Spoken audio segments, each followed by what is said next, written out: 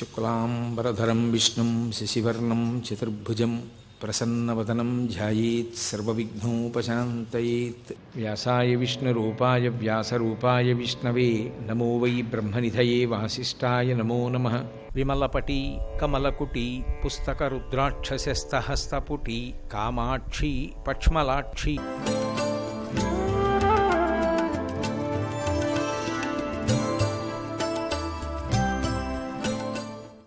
దేవతలకి మనం హవిస్సు ఇవ్వాలి. ఒక హోమం చేస్తే అందులో హవిస్సు ఇస్తాం, దేవతని పిలిచి స్వాహ అంటూ. అది ఆ దేవత తింటాడు, అది అగ్నిముఖంగానే వెళుతుంది. అగ్నిముఖంగా హవిస్సిస్తే దేవతలు తీసుకుని సంతోషించి వర్షం కురిపిస్తారు. అగ్ని పట్టుకుని వెడుతున్నాడు కాబట్టి దేవతలకి ఏదో మనం వెళ్ళి ఓ హోటల్లో కూర్చుంటే మనం అడిగిన పదార్థాన్ని ఆయన తీసుకొచ్చి మనకి ఇచ్చినట్టుగా ఆయన కర్మ అగ్నిహోత్రుడికి, దేవతలకు పట్టుకెళ్ళి ఆయన ఇస్తున్నాడు. అలాగే పితృదేవతలకి కవ్యం పట్టుకెళ్ళి ఇస్తున్నాడు. అగ్నిహోత్రం దగ్గర పెడితే ఆ పితృదేవతలకు అందవలసినటువంటి కవ్యం అంటారు, దాన్ని తీసుకెళ్లి కవ్యాన్ని అందిస్తున్నాడు. లేకపోతే పితృరుణం తీరదు. ఆ పితృదేవతలు ఆగ్రహిస్తారు శ్రాద్ధ కర్మ చెయ్యవలసిన రోజున చెయ్యకపోతే. కాబట్టి ఇన్ని పనులు దేని వల్ల జరుగుతున్నాయి? పరమశివ శాసనం వల్ల జరుగుతున్నాయి. అగ్ని పైకి ఎక్కదు, కిందకెడుతుంది అని ఈశ్వరుడు శాసనం చేశాడు అనుకోండి. నీరు కిందకి వెళ్ళదు, పైకి ఎక్కుతుంది అన్నాడు అనుకోండి. మీరు ఒక్కసారి ఆలోచించండి, అసలు ఈ ప్రపంచం ఎంత అస్తవ్యస్తంగా ఉంటుందో మీరు ఆలోచించండి. ఇంతకన్నా నేను మీకు ఉదాహరణ చెప్పక్కర్లా, కానీ ఒక్క మెతుకు చాలు అర్థం చేసుకోవడానికి. ఈశ్వర అనుగ్రహము అన్నమాట. ఆ భూతమునకు ఆ ధర్మం ఉంచాడు ఆయన. అగ్ని కిందకి వెళ్ళిపోతుంది అన్నారు అనుకోండి, అసలు మీరు వంట ఎలా చేస్తారు? మీరు వంట చేయలేరు. అసలు లోకంలో ఎక్కడ ఏ పని నడవదు. అగ్ని వెలిగించగానే కిందకి వెళ్ళిపోతే మీరు హోమం ఎలా చేస్తారు, యజ్ఞం ఎలా చేస్తారు, యాగం ఎలా చేస్తారు? ఎక్కడ అసలు ఏ పని నడవదు. అగ్నిహోత్రం పైగా ఒళ్ళంతా వ్యాపించదు, కిందకి వెళ్ళిపోతుంది.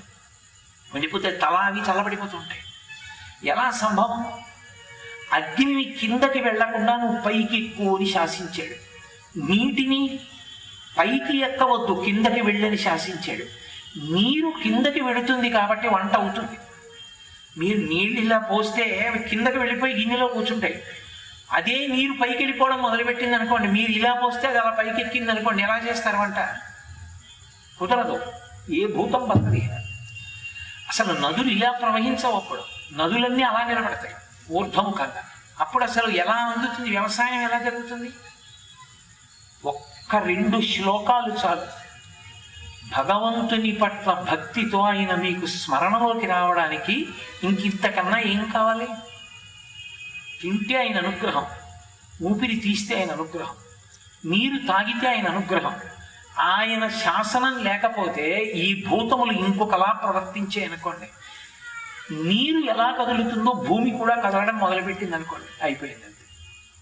కోట్లకు పడగలిచ్చిన వాళ్ళు దరిద్రులు అయిపోతారు. 5 నిమిషాలు భూమి కదిలితే చాలు, కదలడానికి వీలు లేదన్నాడంతే. మరి భూమి అప్పుడప్పుడు కదులుతుంది కదండి, ఎందుకు కదులుతుందని మీరు అడగచ్చు. శ్రీరామాయణంలో చెప్పారు దానికి. పాపము విశేషంగా ఎక్కడ పెరిగిపోయిందో అక్కడ ఉండేటటువంటి దిగ్గజములు, భూమిని మోస్తున్నటువంటి ఆ ఏనుగులు, వాటికి నిప్పెడుతుంది కుంభస్థలం. నిప్పెట్టి ఒకసారి ఇలా కదుపుతాయి. ఆ కదిపినప్పుడు ఆ భాగం కదులుతుంది, భూకంపం అంటారు అని రామాయణంలో ఉంది. కాబట్టి పాపకర్మ చెయ్యకుండా ఈశ్వరుడు చెప్పినట్లు బ్రతికితే ఈశ్వరుడు పొంగిపోతాడు. భోగం అనుభవించు తప్పు లేదు, ఈశ్వరుడు చెప్పినట్టు బ్రతుకు. ఇప్పుడు మీకు స్మరణలోకి ఈశ్వరుడు రాకుండా ఎలా ఉంటాడు? అసలు మీ ఇంట్లో పొయ్యి వెలిగించుకున్నా, వంట చేసుకుంటున్నా, దాహం వేసినా, మంచినీళ్లు తాగుతున్నా, మీ శరీర నిర్మాణం అంతా మీరు చూసుకున్నా, మీకు భగవంతుడి జ్ఞాపకం రాకుండా ఉండడం ఎలా సంభవం?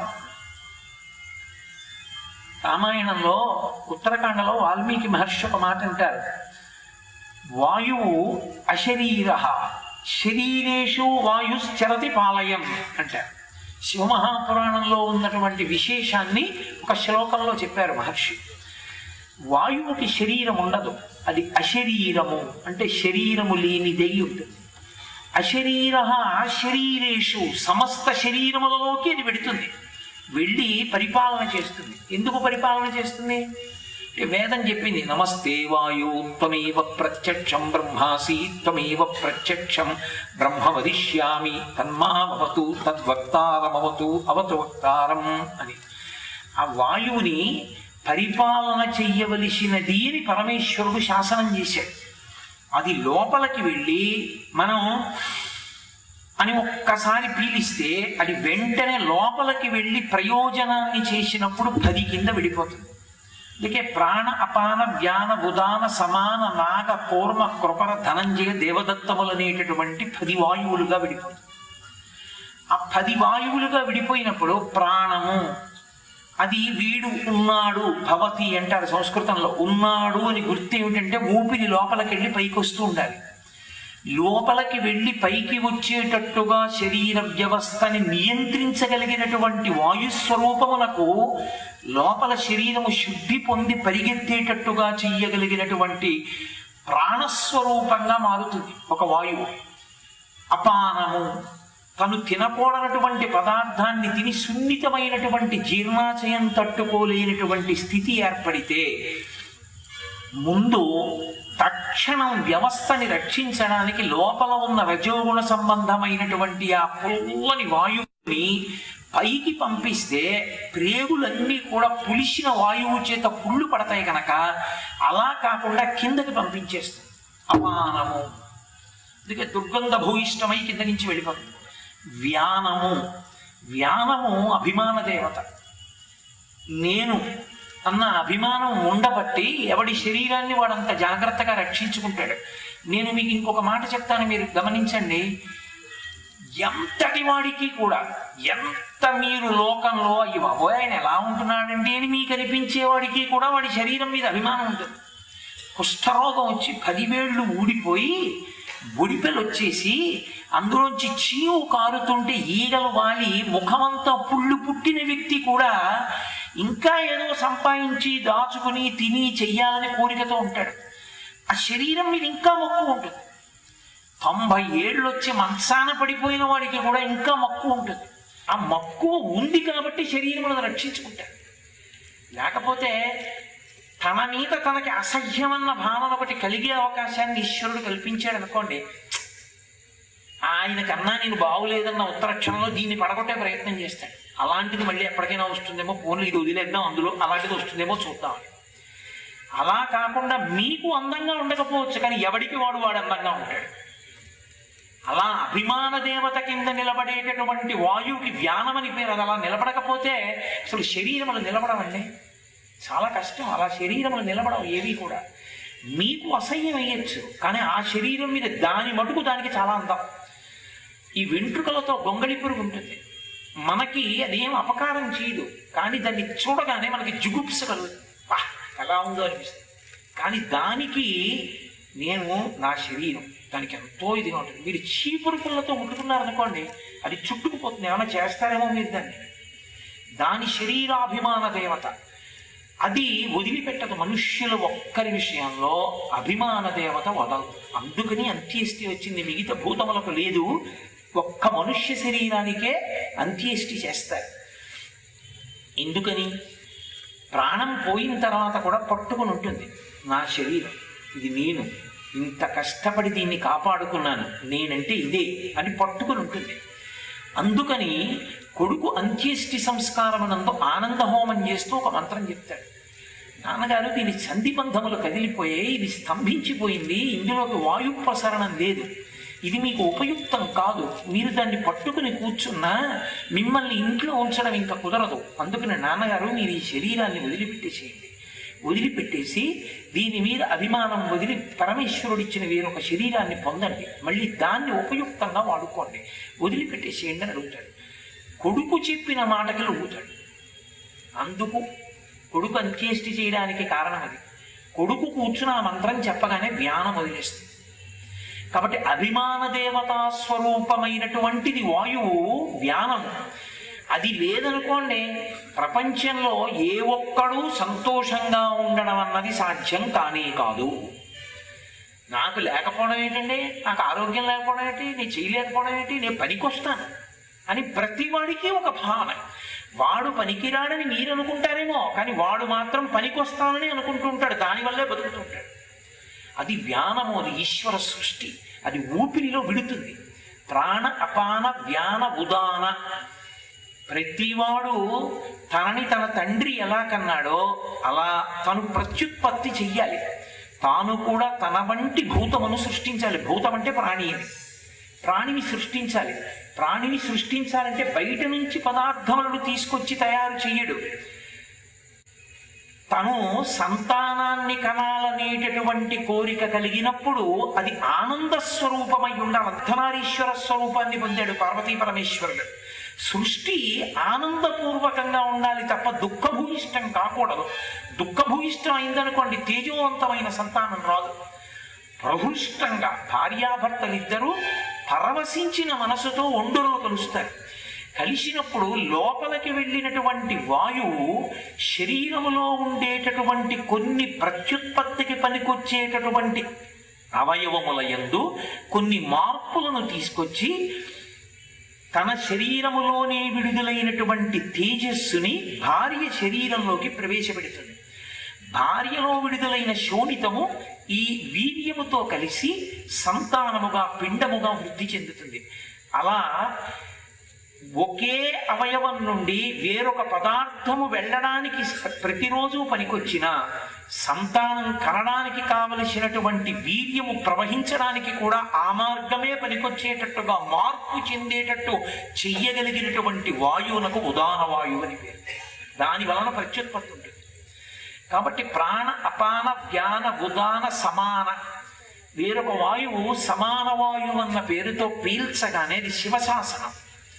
పీల్చగానే అది నియంత్రిస్తూ ఉంటుంది శరీరాన్ని. అన్నీ సమానంగా పెరిగేటట్టు చూస్తుంది. ఈ చేతి ఈ వేలు ఈ చేతి ఈ వేలు ఒక్క పొడుగ్గానే ఉండాలి.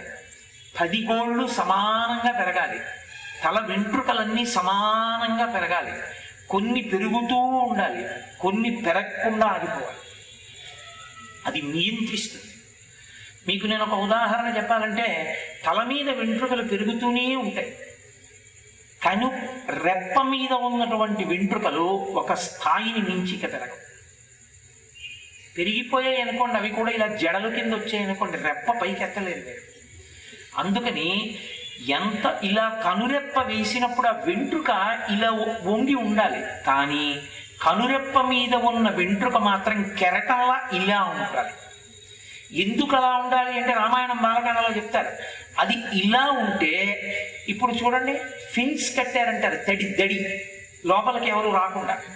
కను రెప్ప మూసినప్పుడు చీమ లాంటి క్రిమి కూడా అసలు లోపలికి వెళ్ళి కొద్దిగా కన్ను తెరిచున్న లోపలికి వెళ్ళడానికి ఇంకా ఆస్కారం ఉండదు. అది వల అడ్డుపడ్డట్టు అడ్డుపడుతుంది. అందుకని ఇలా ఉంటాయి వెంట్రుకలు కనురెప్ప మీద తప్ప ఇలా ఉండడానికి వీల్లేదు. అవి సమానంగా పెరగాలి. కనుబొమలు ఒకలా పెరగాలి. తల వెంట్రుకలు సమానంగా పెరగాలి. చేతులు సమానంగా పెరగాలి. కాళ్ళు సమానంగా పెరగాలి. శరీరము పెరిగేటప్పుడు ఏదో ఉత్తరాయణ పుణ్యకాలంలో కుడి చేతి వైపు పెరుగుతారు, దక్షిణాయన పుణ్యకాలంలో ఎడం చేతి వైపు పెరుగుతారు అని ఈశ్వరుడు అన్నాడు అనుకోండి. లోకం ఎలా ఉంటుంది మీరు ఆలోచించండి. కానీ ఆయన ఏం చేశాడంటే సమానువాయు రూపంలో ఒకలా పెరిగేటట్టు చేస్తాడు. ప్రాణ అపాన వ్యాన ఉదాన సమాన నాద. ఇది నిండిపోయిందన్న విషయం మనకి తెలియదు. కడుపు నిండిపోయిందిరా, ఇక వెయ్యకు పదార్థాన్ని, ఇది రుచి కోసం వేయమంటోంది, ఇక వెయ్యొద్దు అని లోపల నుంచి వాయువు పైకి వచ్చి చెప్తుంది. త్రేణుపు వస్తుంది. త్రేణుపు వచ్చింది అంటే ఇక వెయ్యవద్దు, సరిపోయింది. ఇంకా నువ్వు వేసేస్తే జీర్ణం చేయడం కష్టం, చిలకడానికి కుదరదు, కండరములు సడలిపోతాయి, ఆఫ్ చేసేయి, ఇక వెయ్యొద్దు అని త్రేణుపు రూపంలో చెప్తుంది. త్రేణుపు వచ్చింది అంటే ఇంకా నువ్వు వెయ్యవద్దు అని గుర్తు. అందుకే ఎవరు ఎంత తినాలి అన్నది పరమేశ్వర శాసనం. పరమేశ్వరుడు ఎవరికి ఎప్పుడు త్రేణుపు వస్తే అప్పుడు అవుతాడు. అంతేకాని ఒకరితో ఒకరికి పోలికలు ఉండవు తినేటప్పుడు. అదొక అసంబద్ధమైన సిద్ధాంతం. అది ఈశ్వర శాసనం. నువ్వు నేను కాదు చేయవలసింది, పరమేశ్వరుడు చేశాడు. కాబట్టి ఆ త్రేణుపు రూపంలో చెప్తాడు ఇక వెయ్యకు అని చెప్తాడు. అందుకే ఒక కాయ కష్టం చేసుకునేవాడికి త్రేణుపు రావడానికి ఆలస్యం అవుతుంది. ఒక రోగగ్రస్తుడికి తేణుపు రావడం తొందరగా వస్తుంది. ఎందుకనంటే రెండిటికి మధ్యలో వ్యత్యాసం ఉంది. కాబట్టి నాగా త్రేణుపు రూపంలో ఇక తినద్దు అని చెప్తాడు. కూర్మ కాంతి రూపంలో ఉంటాడు. అందుకే ఆరా అంటారు మన వాళ్ళు. ఏదైనా ఒక బొమ్మ వేస్తే చుట్టూ కాంతి వలయం వేస్తారు. ఎవరు భగవంతుణ్ణి బాగా ఉపాసన చేస్తారో వాళ్ళకి దట్టమైన కాంతి వలయము పట్టుకుని ఉంటుంది. ఆ కాంతి వలయానికి లక్షణం ఉంటుంది. అది తనకన్నా తక్కువ ఉపాసనలో ఉన్న వాళ్ళ కాంతిని లాక్కుంటుంది.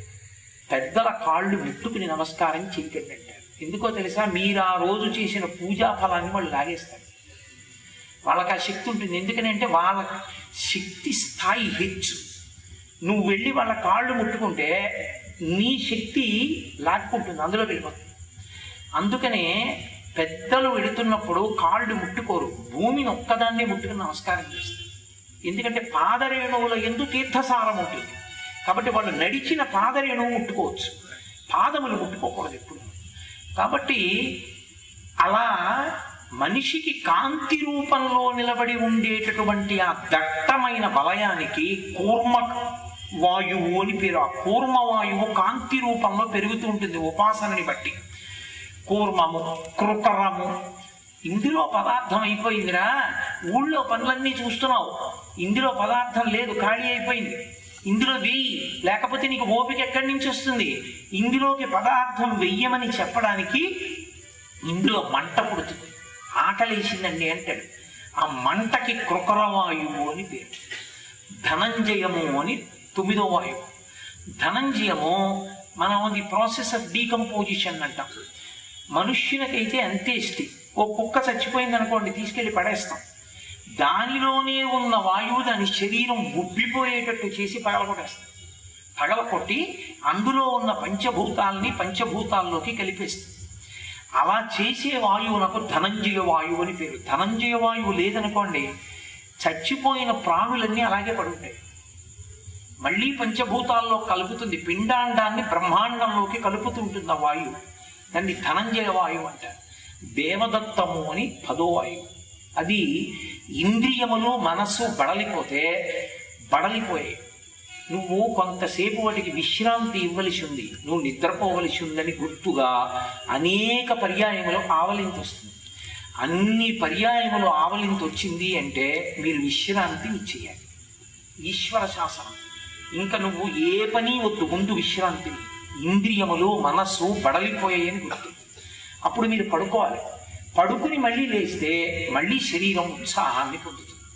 కాబట్టి ప్రాణ అపాన వ్యాన ఉదాన సమాన నాగ కూర్మ కృకర ధనంజయ దేవదత్తముల కింద ప్రతి ఊపిరిని 10 వాయువులుగా మారుస్తాడు. మార్చి అశరీర శరీరేషు వాయుశ్చరతి పావయన్. ఈ శరీరములోకి శరీరము లేని వాయువు ప్రవేశించి 10 వాయువులుగా మారి జీవితాన్ని నియంత్రిస్తాడు. అది శివశాసనం. అందుకే శ్రీకాళహస్తిలో వాయులింగంగా ఉంటాడు అక్కడ. ఇప్పుడు నాకు చెప్పండి, మీరు ఇంతకన్నా నేను మీకు చెప్పక్కర్లేదు. నేను చెప్పిన ఈ ఉదాహరణలు మీకు చాలు. ఇప్పుడు మీకు లోకంలో పరమేశ్వరుడి కన్నా ఉపకారము చేసేవారు ఎవరైనా ఉన్నారా? ఎవ్వరూ లేరు. ఆయనే మహోపకారి. అయినప్పుడు ఆయన జ్ఞాపకం రాలేదు అంటే 1 కృతజ్ఞుడై ఉండాలి, 2 తెలిసినవాడు కానివాడై ఉండాలి. నాకు తెలియదండి పరమేశ్వరుడు ఇంత ఉపకారం చేస్తున్నాడని అన్నవాడై ఉండాలి. అది తప్పు కాదు. తెలియాలని లోకంలో ఎక్కడా లేదు. అందరూ పుట్టుకతో తెలుసున్నవారు కాదు. నేను మీతో అనేక పర్యాయాలు చెప్పే ఈ మాట. కానీ ఇహ సంతో నవాసంతి సతోవా నానువర్తసే తథాహి విపరీతాతే బుద్ధిరాచారవర్జిత అని అడుగుతుంది సుందరకాండలో సీతమ్మ. చెప్పేవాడు లేడా, చెప్తే నువ్వు వినవా అని అడుగుతుంది. నీకు తెలియకపోవడం తప్పు కాదు, కానీ తెలిసుండి చెప్పిన వాళ్ళు చెప్పినప్పుడు వినకపోవడం మాత్రం తప్పు. దాన్ని వంట పట్టించుకోకపోవడం తప్పు. ఇప్పుడు భగవంతుడితో నీకు ఎంత ప్రీతి ఏర్పడింది? ఆయన చేస్తున్నంత ఉపకారం నీకు అసలు ఎవరు చేస్తున్నారు? భార్య చేస్తుందా, కొడుకు చేస్తాడా, కూతురు చేస్తుందా, అల్లుడు చేస్తాడా, స్నేహితులు చేస్తారా? ఎవరు చేస్తారు? ఆయనే మహోపకారి. ఇప్పుడు నీకు పరమేశ్వరుడు ఎందుకు జ్ఞాపకానికి రాడు? పరమ ప్రీతితో ఆయన నీకు జ్ఞాపకానికి వస్తూ ఉంటాడు. దీనికి ప్రహ్లాదుని సంకేతంగా చెప్తారు. ప్రహ్లాదుడు పానీయంబులు త్రాగుచున్ కుడుచుచున్ భాషించుచున్ హాసలీలా నిద్రాదులు చేయుచున్ తిరుగుచున్ లక్షించుచున్ సంతత శ్రీనారాయణ పాద పద్మజుగళీ చింతామృతాస్వాద సందానుండై మరచన్సురారిసుడే తద్విశ్వమున్ భూవరా. ఆయన పానీయంబులు త్రాగుచున్, నీరు తాగుతూ భగవంతుణ్ణి ఆలోచించేవాడు. ఎలా? నీరు కిందకెళ్ళేలా కడుపు ఇక్కడ పెట్టకపోతే మన బతుకు ఏమయ్యేది? అలా పెట్టిన వాడికి నమస్కారం. కుడుచుచున్, రకరకాల పదార్థాలు తింటాం. నవలడానికి గట్టి పళ్ళు ఉండాలి, రుచి తెలియడానికి రసాంకురములతో కూడిన నాలుక ఉండాలి, కంఠంలోకి జారిపోవడానికి మీరు ఏదైనా పదార్థం పెట్టుకోగానే మ్యూకస్ టైలిన్ అనబడేటటువంటి పదార్థములు ఊరాలి, ఊరి జిగురుతో లోపలికి వదిలిపెట్టాలి. ఇవన్నీ ఎవరు సృష్టించారు? ఒక పక్క రుచి తెలిసి నాలుక తోస్తుంటే వెంటనే ఆ పళ్ళు నవ్వులుతున్నాయి, నవిలి ఆ ఊరినటువంటి జిగురు ఉమ్ముతో కలిసి కంఠం లోపలికి జారిపోతుంది, అమాశయ పాకం కింద మారిపోతోంది జీర్ణానికి సిద్ధంగా. ఇది చేసిన వాడు పరమేశ్వరుడు. ఆయన ఇది చేసి ఉండి ఉండకపోతే అసలు అన్నం తినడం రుచి చూడడం అన్నవి ఎలా కుదురుతాయి? కుదరదు. మంగళం కోసలేంద్రాయ మహనీయ గుణాత్మనే చక్రవర్తి తనూజాయ సర్వభౌమాయ మంగళం. ఉమా కాంతాయ కాంతాయ కామితార్థప్రదాయినే శ్రీగిరీశాయ దేవాయ మలినాథాయ మంగళం. సర్వం శ్రీ ఉమామహేశ్వర పరబ్రహ్మార్పణమస్తు.